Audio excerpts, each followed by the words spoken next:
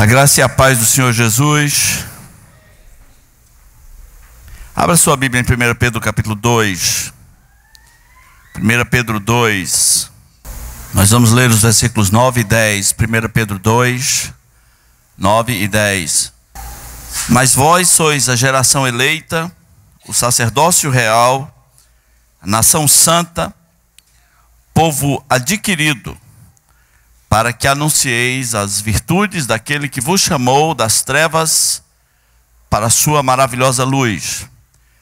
Vós que em outro tempo não erais povo, mas agora sois povo de Deus, que não tinhais alcançado misericórdia, mas agora alcançaste misericórdia. Vamos orar. Nosso Deus, muito obrigado, porque o Senhor é bom para conosco e tem nos dado a palavra do Senhor, para que possamos ver as tuas grandezas, as tuas maravilhas. Nós pedimos que o Senhor desvende os nossos olhos, para que contemplemos, realmente contemplemos, não apenas leiamos, mas contemplemos as maravilhas da tua lei. Derrama a tua palavra abundantemente nesse lugar aqui hoje, pedimos em nome de Jesus, amém.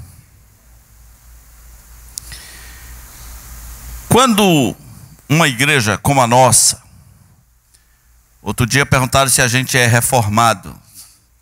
Bom, eu particularmente, se fosse me identificar, não me identificaria como reformado, mas como reformista, que é uma outra história completamente diferente. Não estamos à procura de um rótulo da moda, mas há certos diferenciais que quando uma igreja como a nossa, como essa aqui, como tantas outras pelo mundo pregam, elas soam como um choque, uma agressão ao ser humano que está acostumado a um feijão com arroz, a conivente, a alguma coisa que todo mundo gostaria de ouvir. Quando Pedro diz a um grupo de irmãos: vocês são raça eleita, raça escolhida de Deus, vocês são uma nação santa, vocês são um povo de propriedade exclusiva de Deus, nós precisamos ter a santidade, a humildade, o bom senso, o discernimento de não querer, e eu estou dizendo querer, entender alguma coisa que não seja exatamente isso. Povo escolhido é povo escolhido, raça eleita é raça eleita. Propriedade exclusiva de Deus é propriedade exclusiva de Deus, então não pode se perder, não pode ser do diabo, porque é exclusivo de Deus. Sim, existe um povo escolhido. Sim, existe uma raça eleita que anda sobre a terra. Existe uma nação santa que anda sobre a terra. Existe um sacerdócio real, um povo de propriedade exclusiva de Deus. Se você perguntar assim, o nome disso aí é predestinação. Bom, é isso e muito mais. É isso e muito mais. Mas se você prefere esse termo, tudo bem, por enquanto, ele te faz confortável dentro do raciocínio. Mas eu quero lhe dizer que ninguém crê nessas coisas sem crise. Ninguém crê nessas coisas sem se contorcer por dentro. Porque vai tudo contra o que as religiões e as filosofias ensinam. Não faz sentido, não tem mérito, não se encaixa dentro de uma lógica. Qual a lógica de Deus predestinar alguém? Qual é a lógica? Nenhuma. E funciona numa lógica contrária, que é a lógica da graça. E a graça é escandalosa, ela é um insulto para o ser humano pensante. Porque a lógica da graça é assim: quanto maior a desgraça, maior a graça. Quanto maior o pecado, maior a graça. Onde abundou o pecado, aí foi onde a graça superabundou. As pessoas vão desesperadamente lutar para que não seja assim. E todo tipo de desculpa precisa ser montado imediatamente para que Deus não seja isso que ele grita que é. Para que Deus seja o mais parecido com meu pai. Para que Deus seja parecido com um filósofo, com um religioso. Para que Deus seja parecido com um ser humano com lógicas de humano. E eu gostaria de dizer que não vai colar, não vai dar certo. Esse é outro Deus. O Deus das Escrituras, ele olha para os teus pensamentos e para a tua lógica e ele diz assim, olha, assim como os meus pensamentos são mais altos do que os céus. Então essa é a diferença entre os meus pensamentos e os vossos. Eles são mais altos que o céu, é uma distância. Não entra nessa linha, não dá. Nós nos perdemos muito quando imaginemos Deus como nós. E nós pensamos assim, e se fosse eu, não faria isso. Verdade. É verdade. Eu não abençoaria Abraão. Eu teria todas as razões do mundo para não abençoar Abraão. Davi, eu mataria. Jacó, que no dia que promete o dízimo, elenca um bocado de condições. Olha, se o Senhor me proteger, me der saúde, me der pão, fazer eu voltar, fazer isso, isso e mais isso, aí eu vou te dar o dízimo. Eu diria, vai morrer, não quero essa esmola. Eu não protegeria Caim.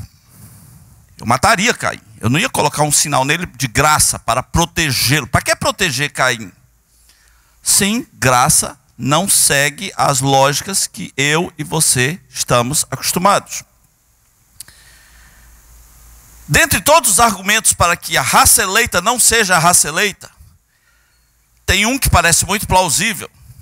Se você olhar o início da epístola de Pedro, 1 Pedro, capítulo 1, para quem foi escrita essa carta, diz assim, Pedro, apóstolo de Jesus Cristo, aos estrangeiros dispersos, no Ponto, Galácia, Capadócia, Ásia e Bitínia, eleitos segundo a presciência de Deus.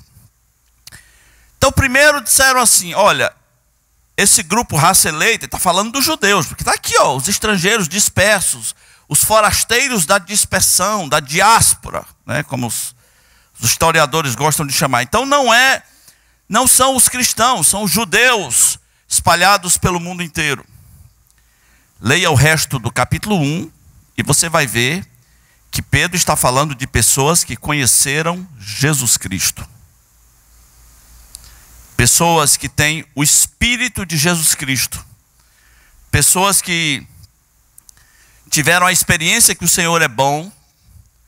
E pessoas que chamam Jesus Cristo de Senhor.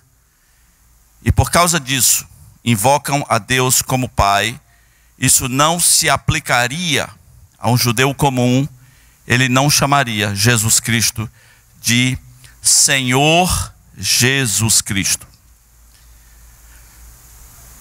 Segundo, alguém poderia dizer, tudo bem, existem os eleitos aí, vai lá que tem mesmo. Mas está aqui, ó, agora ficou fácil para mim entender. Eles são eleitos segundo a presciência de Deus, ou seja, Deus elegeu porque sabia que essa pessoa ia crer. Por isso ele elegeu. Agora eu entendi. Poxa vida, estou em paz. Aleluia. Eu estava para me desviar. Mas agora entendi.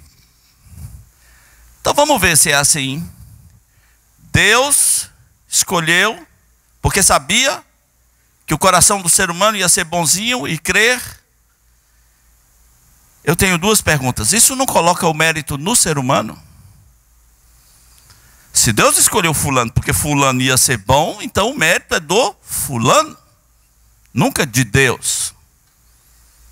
É uma graça baseada em bondades. É uma graça baseada em corações bons. Você nem sabe definir o que é um coração bom. Além do mais, quem fez o ser humano? Quem é que cria a hora e oportunidade? Não é o coração do ser humano. Quem é que abre o entendimento desse homem morto em seus delitos e pecados, cego, obscurecido no entendimento e inimigo de Deus? Quem é que abre o entendimento dele? Deixa eu lhe dizer uma coisa, queridos. Presciência é Deus decretando tudo que vai acontecer. Presciência, antes de qualquer coisa, é presciência de Deus. É diferente da minha presciência. Quando eu tomo alguma decisão baseado em presciência, eu dependo de informações e dados. Porque eu estou preso no tempo, eu tenho um passado, um presente e talvez um futuro. Então eu sou totalmente dependente de informações. Deus não é dependente de informações. Ele cria as informações. E aquilo que para o ser humano é passado, presente e futuro, como dizia Agostinho, para Deus é tudo um eterno presente. Num certo sentido, o futuro não existe. Porque o Cordeiro, que foi morto há 2000 anos, na mente de Deus, o Apocalipse diz que o Cordeiro foi morto antes da fundação do mundo. Deus não é você, não raciocina com suas categorias de pensamento, não está preso às tuas lógicas. Eu acho maravilhoso que você diga, não faz sentido. É isso. Quem disse que Deus faz sentido? Ele está acima de todo entendimento. O próprio amor de Deus não está na categoria do entendimento. O amor de Deus excede todo o entendimento. Se você juntar as mentes mais brilhantes do mundo para tentarem raciocinar a lógica de Deus, eles se perdem e Deus torna a sabedoria dos sábios loucura. A própria mensagem da cruz é uma loucura, ela não é uma lógica. A mensagem da cruz é loucura para os que se perdem, mas para nós, os que somos salvos, é poder de Deus. Como se não bastasse o nosso desespero para que Deus não seja o que Ele está gritando na Bíblia que Ele é, nós inventamos a criptonita de Deus. Lembra do super-homem? O super-homem, ele é o super-homem, ele é incrível. Ele veio lá do Jorel, lá não sei das quantas. Como é o nome do planeta que ele veio lá? Ele veio lá de Krypton, né? E ele veio, e ele é filho do Jorel, né? E ele foi criado por uma família, é legal essas histórias, foi criado por uma família de fazendeiros.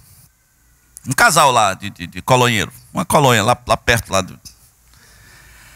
E ele foi ser jornalista, e ele é apaixonado pela Lois Lane, mas ele é um cara, ele pode tudo. Ele quebra ferro, ele vê através das paredes, ele pega um avião e joga dentro do mar, ele tira um trem dos trilhos, ele é o super-homem. A menos que ele tenha que enfrentar uma coisa chamada o quê? Kryptonita. E de repente uma pedrinha, uma pedra verde, nem sei que coisa é aquela da kryptonita, mas todos os seus poderes se acabam por causa da kryptonita. Que loucura é essa? Ele pode mudar o tempo da Terra, se ele der 3 voltas, a Terra muda. Ele faz o tempo voltar, mas é uma pedrinha verde, vou morrer, porque a kryptonita vai me matar. Então, pessoas que não querem ver Deus como Ele é, inventaram uma kryptonita para Deus. E ela se chama livre-arbítrio. Elas acham que Deus é como o super-homem. Ele pode tudo que Ele quiser. Mas se você apresentar uma pedrinha verde chamada livre-arbítrio, Deus vai dizer, não posso ver isso, eu queria salvar esta pessoa, mas este livre-arbítrio, alguém me salve. É ou não é assim que as pessoas veem Deus? Deus pode qualquer coisa, a menos que o livre-arbítrio, a criptonita de Deus, se coloque no caminho, aí acabou. Ele, a partir daí, não pode mais nada. Os desdobramentos do livre-arbítrio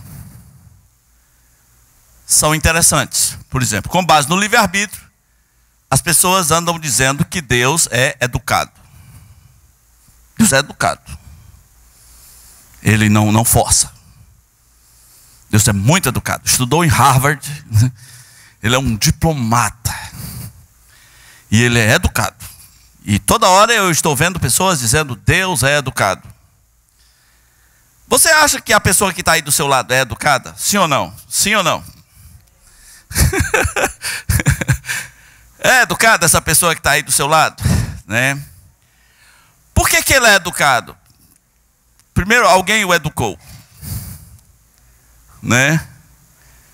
Parece, né? Tem uns que são uns cavalos brabos, né? Alguém o educou. Segundo, esta pessoa precisa ser educada. Eu preciso ser educado. Preciso? Preciso. Bom dia, com licença, por favor. Obrigado. Né? Preciso me portar bem. Preciso ser educado no trânsito. Eu preciso ser educado. Mas Deus, por que seria educado? Vamos imaginar que Deus realmente seja educado e ele se aproximando de Abraão e dizendo: olha, Abraão, você teria 1 minuto da sua atenção para mim? Porque eu tenho um plano que vai mudar a humanidade, mas eu preciso que você voluntariamente aceite. Se você não quiser, tudo bem. Ainda somos os mesmos amigos. Mas que horas podemos marcar? Não é assim que a Bíblia diz. A Bíblia diz: disse o Senhor a Abraão, saia da sua terra. Isso não parece muito educado. E se Abraão dissesse: mas vou sair para onde? Relaxa aí, vai para a terra aqui, eu vou te mostrar. Mas saia daí. Não parece muito educado quando Deus derruba Paulo no chão e diz assim: agora você vai saber o quanto importa sofrer pelo meu nome. Ele parece educado. Ele parece educado quando escolhe João Batista e diz assim: ele será grande diante do Senhor e ele será cheio do Espírito Santo desde o ventre materno. Mas se ele não quiser, não, ele será. Isso não parece educado. Se você tem dificuldades com um Deus que, na sua graça, escolhe os seus eleitos, é mais honesto você dizer assim: ora por mim. Porque isso parece tão distante. Isso parece tão assustador. Isso é mais honesto do que você ficar inventando um Deus. Não invente um Deus. Deus nunca foi educado. Um Deus educado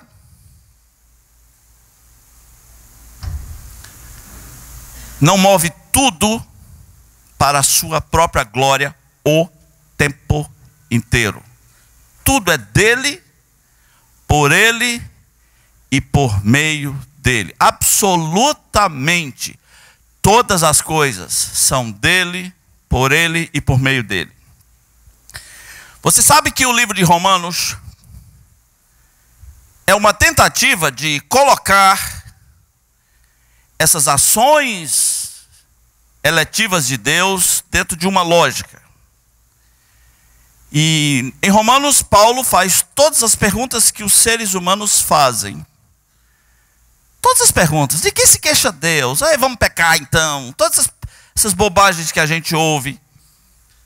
Mas quando chega no capítulo 11, é como se Paulo cansasse e dissesse assim: ô profundidade da riqueza, quem conheceu a mente do Senhor? Meu irmão, minha irmã, não cabe a você conhecer a mente do Senhor. Eu e você estamos presos no tempo, presos em critérios de justiça e injustiça. Nós nem sabemos o que é justiça direito. E aí já queremos chamar Deus de injusto porque ele escolheu Abraão, porque ele amou a Jacó e aborreceu a Esaú. Ah, você sabe o que é justiça? Justiça muda depois de Brasileia. Ou você não sabia disso? Que muitas coisas que são erradas aqui, do lado de lá não são? Você acha que entende de justiça? Os seres humanos nem têm um consenso sobre o que é justo e o que não é justo. Então, eu estou falando isso para que você tenha paz e entenda que há um povo escolhido. E para isso, só podemos dizer amém. Por mais que você estribuche, para isso só podemos dizer amém e louvar a Deus por isso. Amém? Há um povo escolhido. Sempre houve. Aliás, Deus escolhe todas as coisas, escolhe cidades. E seus planos não podem ser frustrados de jeito nenhum. Agora, presta atenção. Nós estamos no mês da pregação do Evangelho. E isso parece muito estranho. Você pode fazer mais uma daquelas perguntas tontas do tipo: se existem os escolhidos, então para que eu vou pregar o Evangelho? Todas essas perguntas a gente está cansado de ouvir. A gente deve pregar o Evangelho, em primeiro lugar, porque Deus mandou, seu Filho Jesus mandou. Em segundo lugar, porque a pregação do Evangelho é o método de Deus para salvar os que creem, para salvar os escolhidos. Paulo disse: eu faço tudo pelos escolhidos, para que eles ouçam. O método continua sendo o mesmo. Agora, eu sei quem são os escolhidos? Não. Não. Até a tribulação, quando vier, ela vai ser abreviada por causa dos escolhidos. O que eu tenho é que pregar, e pregar, e pregar. Os escolhidos estão no mundo como um campo branco para a ceifa. E Jesus disse: ergam os olhos. Ergam os olhos. Os campos estão brancos. É tempo de colheita. Então, o método de Deus ainda é a pregação. Visto como o mundo não conheceu, na sua própria sabedoria, aprove Deus salvar quem? Os que creem pela loucura da pregação. Não cabe a você dizer quem é o escolhido ou não. A sua missão nesta terra é pregar o Evangelho. Pregar o Evangelho. Agora, quem é Jesus para os escolhidos e quem é Jesus para os que se perdem? Para os escolhidos, Pedro diz, ele é a pedra angular. Para os que se perdem, ele é uma pedra de tropeço. Uma rocha de escândalo. Há uma versão que usa o termo uma rocha de ofensa. Não uma pedrinha, mas uma rocha de ofensa. As pessoas que não creem, elas vão bater nessa rocha. Vai ser muito ruim o encontro delas com Jesus na eternidade. O Salmo 2 nos dá uma ideia do que seria Jesus Cristo no seu trono, julgando as pessoas. Sua presença no trono como juiz é mais assustadora do que o diabo. Não seria bom enfrentar Jesus Cristo como juiz. Ele é a pedra de ofensa. Ele é a pedra de tropeço. Já imaginou você bater de frente com uma rocha? Eu não sei se tem alguém aqui que já bateu de frente com uma rocha. A experiência mais próxima de bater de frente com uma rocha foi quando eu tinha uns 15 anos. Meio leso, andando pela rua. E algum abençoado colocou a sua caixa de ar-condicionado um pouco abaixo do que deveria colocar. Eu não sei se eu estava apaixonado naqueles dias, se eu estava com muitos sonhos para o futuro, saí andando, alegre a pensar, e de repente a minha cabeça, bum!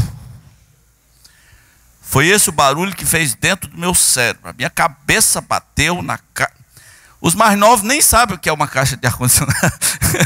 Você está ficando velho. Os mais novos nem sabem o que é, mas bateu. E a pior parte, bateu a quina. Fez um barulho enorme aqui dentro. Eu não desmaiei e consegui pensar, organizar um pensamento. Que foi o seguinte: com tanto lugar para esse avião cair, por que ele tinha que cair em cima da minha cabeça? Eu nem ia correndo, eu só estava andando, mas é uma pancada enorme. Então essa ilustração é assustadora. Os que não creem vão bater na rocha de ofensa, na pedra de escândalo, vão ser julgados por Jesus Cristo. Jesus diz: olha, quem crê em mim não será julgado. Não é maravilhoso ouvir isso? Quem crê em mim não será julgado. Mas o que não crê já está julgado. E por quê? Porque não creu no nome do unigênito Filho de Deus. Jesus disse. Não podia ser mais claro. Então, quando eu falo essas mensagens de joio, povo escolhido, algumas pessoas entram em pânico. E elas têm questões do tipo: será que eu sou o escolhido? Né? Eu já vi um bêbado dizer: eu não vou crer porque eu não sou escolhido aí não. Né? Será que eu sou escolhido? Deixa eu lhe dizer uma coisa. Você vai saber se você não é escolhido se você passar essa vida e não crer em Jesus. Só dá para saber na eternidade. Agora, quem é o povo escolhido? Esse para quem Jesus é a pedra angular. Ele não é a pedra de tropeço. Ele é a pedra angular, a pedra fundamental de suas vidas. Ele é uma raça. E assim como você não escolheu ser branco, você não escolheu nascer no Brasil, você não escolheu ser japonês, ser ruivo, ser negro, você não escolheu ser índio, você não escolheu ser caboclo, você não escolheu ser galeguinho, lourinho. Pois é, existe uma raça que também o que eles são não tem nada a ver com eles. A glória é toda de Deus. Isso não é para que eles se orgulhem, mas para que eles se quebrantem diante de Deus, para que eles olhem para Deus, olhem para o que Deus fez por suas vidas e sintam quão miseráveis são, e se não fosse a graça de Deus, e a única resposta que eles podem dar é cair de joelhos. Agora, veja o que é uma pessoa carnal. O evangelho pregado hoje no Brasil é o evangelho da não graça. Uma mensagem sobre graça e eleição não é o que você ouve por aí. A lógica que você ouve é de salário e pagamento. Faça por merecer. Faça seu sacrifício. Esforça-te e te ajudarei. Vai firme, se você merecer, Deus vai te salvar. Essa é a lógica. E quando nós compartilhamos o quanto Deus é gracioso, e o quanto Ele escolhe os seus filhos, e eles não podem ser filhos do diabo, porque eles foram feitos filhos de Deus. Aí, você sabe qual é a resposta que as pessoas dão? Olha a resposta que alguns dão. Então se é assim, eu vou para o mundo. Mas meu Deus do céu, eu acabei de dizer que Deus te ama com amor eterno. Acabei de dizer que você é especial para Deus, e a única resposta que você tem é: eu vou para o mundo. Para algumas pessoas, a vontade que me dá de dizer: então vai. Não é? É só isso que você quer? A resposta de um servo de Deus deveria ser: se é assim, então eu vou viver nessa terra o melhor dos meus dias para a glória dele. Se é assim, eu caio de joelhos. Se é assim, estou muito mais apaixonado agora por esse amor que me alcançou. Ninguém cria mais nisso do que Paulo. Ninguém. E a conclusão dele não foi: eu vou para o mundo. A conclusão dele foi: eu quero me consagrar cada dia mais. Eu quero viver uma vida de gratidão a Deus. Esse povo também é chamado de sacerdócio real. Havia um projeto com Israel. Não era uma democracia, nem mesmo monarquia, mas uma teocracia através de um reino de sacerdotes. Falhou.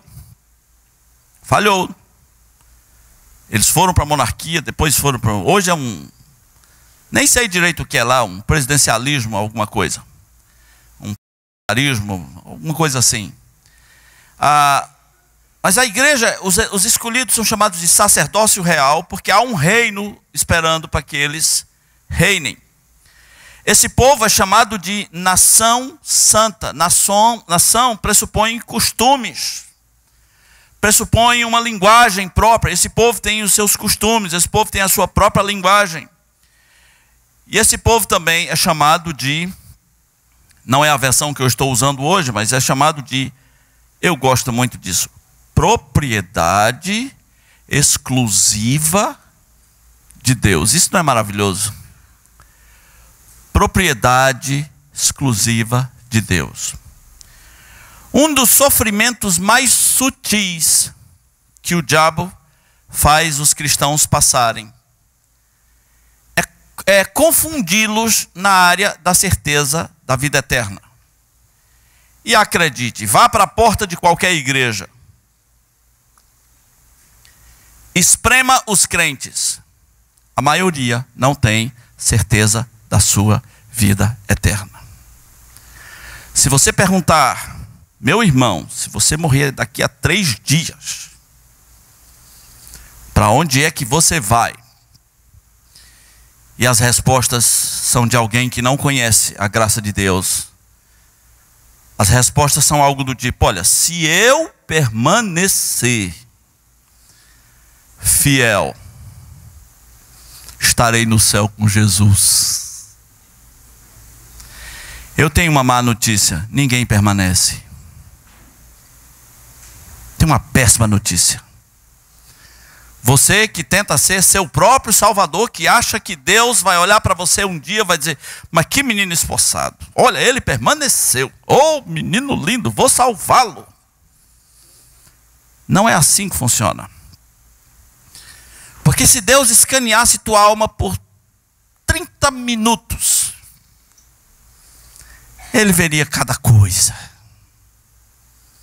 Então, não depende de esforço humano se eu permanecer. O cristianismo é uma religião de substituição, ele não é uma religião de merecimentos. Alguém que era o nosso substituto, teve todo o merecimento e habita em nós. E quando Deus olha para nós, Deus nos vê nele, nos vê em Cristo. É por isso que a Bíblia diz, e assim, se alguém está em Cristo, é nova criatura. Olha, eu sou cheio de defeito, você não me conhece. Eu não vou dizer como Paulo, eu sou o principal dos pecadores, mas eu sou uma referência de pecado, eu sou raça ruim. Mas em Cristo, a única coisa que eu sou é nova criatura. Em Cristo, a única coisa que eu sou é filho de Deus. Você tem que identificar que tipo de cristianismo é o seu. Você está em Cristo ou você está em você? A Bíblia diz, se alguém está em Cristo. Deixe-me fazer uma ilustração que eu gosto de repetir a exaustão. Imagine que esse aqui é você. E imagine que essa Bíblia aqui é Cristo. Então a Bíblia diz, se alguém está em Cristo. Cadê você? Cadê você? Muitas pessoas não foram apresentadas ao Evangelho, elas foram apresentadas a uma religião, a um sistema, a uma onda, a uma denominação. O Evangelho ou é de substituição ou não é. 1 Coríntios capítulo 15 diz assim, venho apresentar-vos o Evangelho, que Cristo morreu pelos nossos pecados. Você nunca vai conseguir pagar pelos seus pecados. É por isso que Cristo, na cruz, morreu por todos. Pelos pecados passados, presentes e futuros. Agora, de novo eu quero lhe fazer uma pergunta. O que isso tem a ver com o mês da pregação do Evangelho? Porque tantas pessoas carnais, ao ouvirem uma mensagem assim, dizem, então não vou mais pregar. Não prego mais. Parece uma criança beiçuda, né? Bom, não prego mais. Tem os escolhidos, para que eu vou estar pregando? Se Deus sabe que é os escolhidos, então não vou pegar.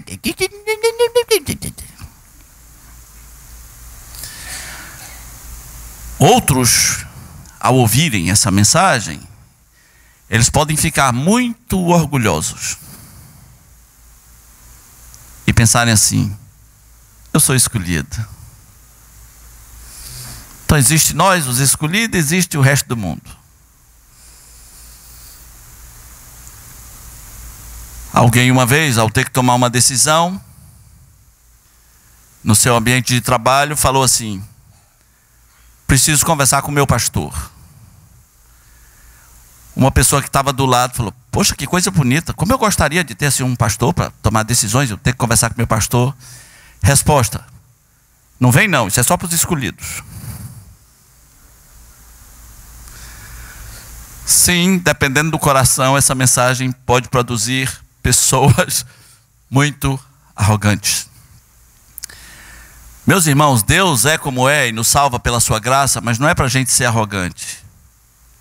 Fomos eleitos para quê? O Harisma está lá em Manaus e passou um WhatsApp para mim e falou, pastor, qual é o tema da mensagem de hoje? Eu falei assim, eleitos para quê? Ele deve ter pensado que era alguma coisa de política, né? Eu falei, eleitos para quê? Então o fim do versículo 9 diz para que fomos eleitos, para que fomos escolhidos. Vamos ler agora todo o versículo junto, diz assim, mas vós sois raça eleita, sacerdócio real, a nação santa, povo adquirido, para que anuncieis as virtudes daquele que vos chamou das trevas para a sua maravilhosa luz. Você foi eleito, entendeu aí? Você foi eleito, vou usar a sua versão, a versão atualizada, a fim de proclamardes as virtudes daquele que vos chamou das trevas para a sua maravilhosa luz. Os apóstolos compreenderam que eles eram escolhidos de Deus. Jesus passou 3 anos dizendo a eles, vocês são escolhidos, eu escolhi vocês. Não foi vocês que escolheram a mim, não é assim que funciona. Foi eu que escolhi a vós. E quando eles entenderam isso, eles não ficaram pensando, não vou mais pregar então, já tem os escolhidos. Não, pelo contrário, pregaram muito mais. O Jesus que disse a eles, eu escolhi vocês, é o mesmo Jesus que disse, ide por todo mundo e pregai o Evangelho a toda criatura. Queridos, não cabe a mim dizer quem é o escolhido de Deus, mas o escolhido deveria ter algumas características. E uma delas deveria ser proclamar o Evangelho. Pode alguém mesmo ser escolhido, ter conhecido Jesus, ter tido seu coração aberto pelo Espírito Santo de Deus, ter tido a experiência da graça, nascido de novo, como diz Pedro, né? Já teve a experiência que o Senhor é bom, e não desejar que ninguém conheça isso, não desejar que ninguém ouça isso. Seus amigos estão indo bater direto com a rocha de ofensa. Seus amigos estão indo direto para o juízo final, vão enfrentar Jesus como juiz. O número dos que se perdem é muito maior do que os que são salvos, porque Jesus disse, porque é larga é a porta, espaçoso o caminho que conduz para a perdição, e são muitos os que passam por ela. Você não se interessa que eles conheçam Jesus? Por que é que nós não proclamamos o Evangelho? Pedro disse, olha, nós fomos eleitos para proclamar.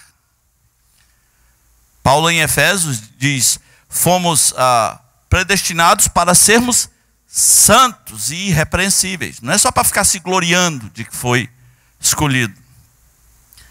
A mim nem me interessa mais a essa altura se você crê nas escolhas de Deus ou não. Nem me interessa. Interessa que você proclame o Evangelho. Por que às vezes não proclamamos? Talvez porque não sabemos quem somos. Nós somos esse povo. Em Cristo. Protegidos em Cristo. Guardados no poder de Deus, como diz Judas, guardado. Eu não estou me guardando, eu estou guardado. Eu tenho um sumo sacerdote que intercede por mim para sempre, 24 horas por dia. Alguém que esteve aqui e sabe de todos os problemas que eu passo e que pode dizer ao Pai, eu estive lá, eu sei o que é ser humano. Isso não tem nada a ver comigo. Ele é meu advogado, isso não tem nada a ver comigo. Talvez você não sabe quem você é. Talvez você não seja convertido. Mas eu fui batizado. Quando perguntamos a alguém, fale sobre a sua conversão. E alguém diz, já nasci convertido.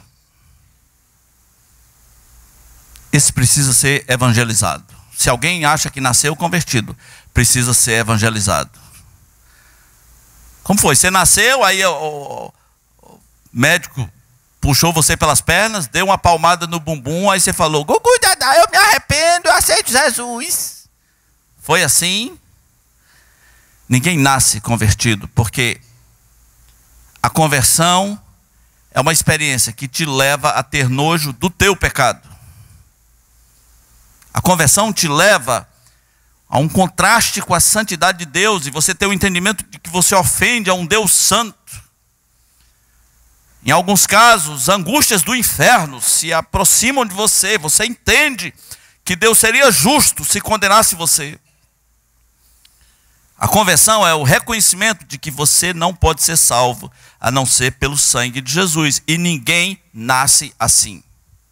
Quem foi o estúpido que ensinou que pessoas nascem convertidas?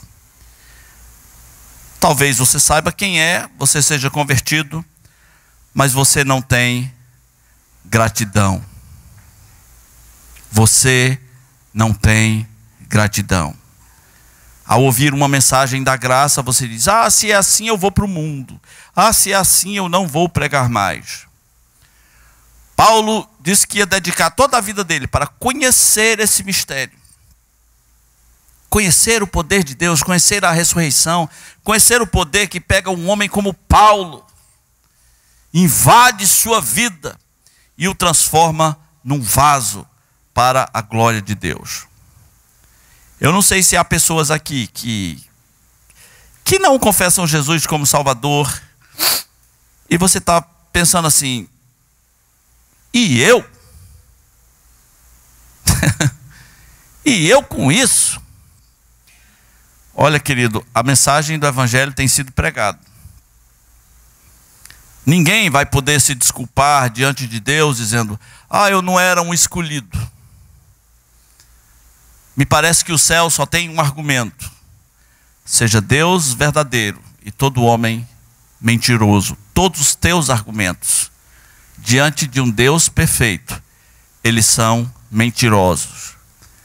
O que a palavra de Deus diz para você é, se hoje ouvirdes a voz do Senhor, não endureçais o vosso coração. Você acha que você é duro? Você acha que você é o durão? Você não é mais duro que meu pai. Você não é mais duro que o apóstolo Paulo. Você acha que você é o durão? Um encontro com Jesus Cristo leva você a se tornar uma criança em Cristo. Um cordeiro cheio de vontade de dedicar a sua vida na obra de Deus. Então ouça o que o Evangelho tem dito a você esses dias. Ouça o que você tem ouvido sobre o teu pecado.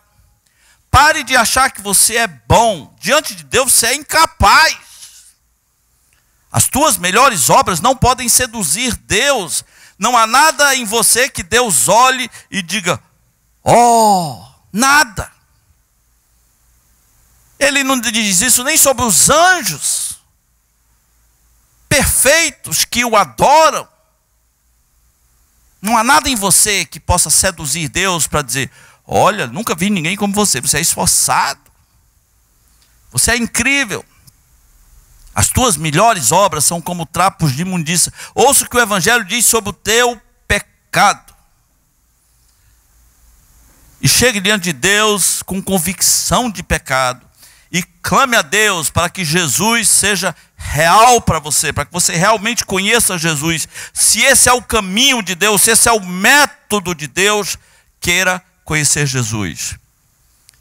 E viva nessa vida o melhor dos seus dias de maneira que valha a pena para que outras pessoas também conheçam Jesus Cristo.